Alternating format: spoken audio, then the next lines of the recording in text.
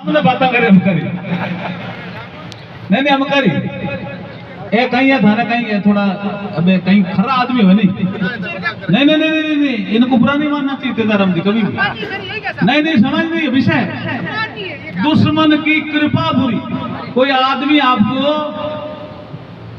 हलवे की तरह करने बात आएगा तेजाराम जी थे बहुत मीठा हो मगाराम जी थे बहुत मीठा हो मैं हम सावधान रहने जरूरत दुश्मन की कृपा बुरी भली सदन की दास बादल कर गर्मी करे जद बरसन रही तो अब कई नाम है धारो कई नाम है केवल जी तो केवल राम जी जो बात कह रहे हैं ना वो थोड़ी कड़वी जरूर है खारी जरूर है लेकिन निम्बोली मीठी भी है भाई जी ध्यान रखना और रूपा दे कहवे भी है ये एक कड़ी में कहवे नीम खारा वो निम्बोली बारी मीठी रे ओ जी ये गाओगे ठेठे और की गाओ यही राग है नीम खारा वो निम्बोली मारी मीठी रे ओ पेरी रे पेरी रो रस न्यारो रे रावण मां होई जाओ साग सुधारो थारी काया रे तो केवल जी की बात को बुरा मत मानना भी दोनों ही आप ठीक है ना फिर जी ताली बजा के स्वागत करो भी केवल जी का केवल जी जैसे आदमी भी चाहिए ना तो खरी खरी कहने वाले होने चाहिए भाई खरी खरी कहने वाले भी होने चाहिए जिससे पता चले कि अगर हमारे में कोई कमी है तो हम सुधारें अदरवाइज हम सुधरेंगे कैसे भाई कुछ कमी आ ही जाती है आदमी में ही आती है ना कमी इसलिए मैं आज का जो विषय हमारा था वो विषय में आया कैलाश चौधरी जी के लिए पता है ना हमको और अपने चुनाव भी है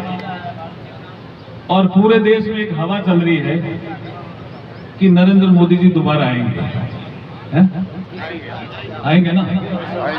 पूरा विश्वास है तो मेरा एक गीत था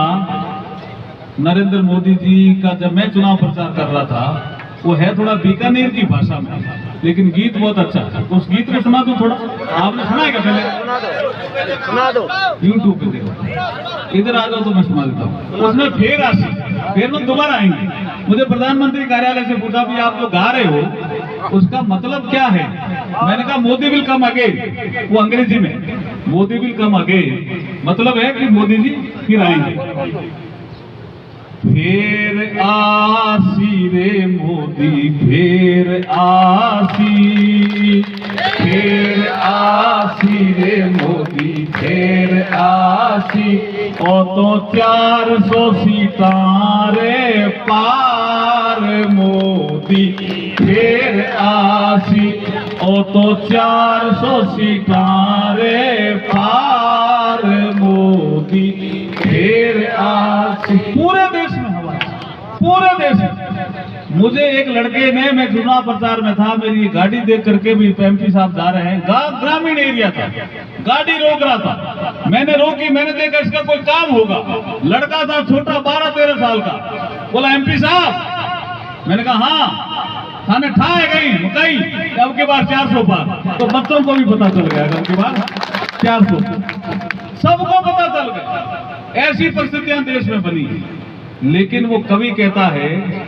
कि ऐसी परिस्थितियां क्यों बनी धारा 370 जब हटी तो लोगों को लगा हट गई क्या मेरे लोकसभा में राहुल गांधी जी थे उनको किसी ने कहा ये हटेगी नहीं तो जैसे ही राज्यसभा में प्रस्ताव की सूचना लोकसभा में आई तो राहुल गांधी इधर उधर पूछ रहे थे कि धारा 370 हट गई क्या अचंबा हो रहा था उसको कि तो हट ही नहीं सकती ये हटी कैसे लेकिन उसके से ज्यादा उसको अचंबा ये हुआ कि उसने एक मैसेज दिया राज्यसभा में कांग्रेस पार्टी के चीफ व्हिप को कि हमें विरोध करना है उसने कहा वो आसाम से थे उसने कहा मैं विरोध नहीं करूंगा राहुल गांधी माना नहीं कि विरोध करना है उसने विरोध नहीं किया उसने इस्तीफा ही दे दिया कांग्रेस पार्टी से हेमंत बिस्वा तो चीफ मिनिस्टर है, वो नहीं। इस्तीफा दे दिया। मुख्य सचेतक थे कांग्रेस पार्टी के, जो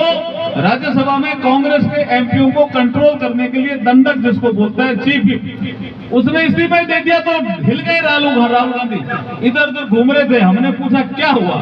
बोला ये हटी कैसे, तो हट ही नहीं सकती थी। तो इसमें ऐसी परिस्थितियां बनी कि धारा 370 भी हट गई। कुछ लोग पूछते हैं कि धारा 370 की बात राजस्थान में क्यों करते हो। मैं इसलिए करता हूं कि मैं गया था 2014 में 15 में, मोदी जी ने मुझे भेजा था। राजनाथ सिंह जी हमारे हेड थे, उन्होंने, वो भी गए, मैं भी गया, एक दो आदमी और थे, कि धारा 370 से कोई कश्मीर के लोगों को फायदा हुआ क्या, ये जांच करना। मैं हैरान था। हमारे समाज के लोग बहुत मिले मुझे कि हमें बहुत कष्ट हो रहा है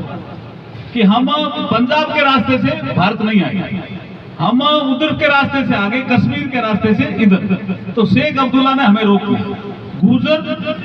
और हमारे समाज के लोग जिनको हम भगत बोलते हैं, हमारे मेघवाल समाज के लोगों को हम कश्मीर में भगत बोलते हैं, भगत। उससे आगे जब चलते हो थोड़ा अफगानिस्तान की तरफ, तो मेघवाल समाज के लोगों को मेघ बोलते हैं। मेघ का मतलब हम बादल से जुड़े हैं।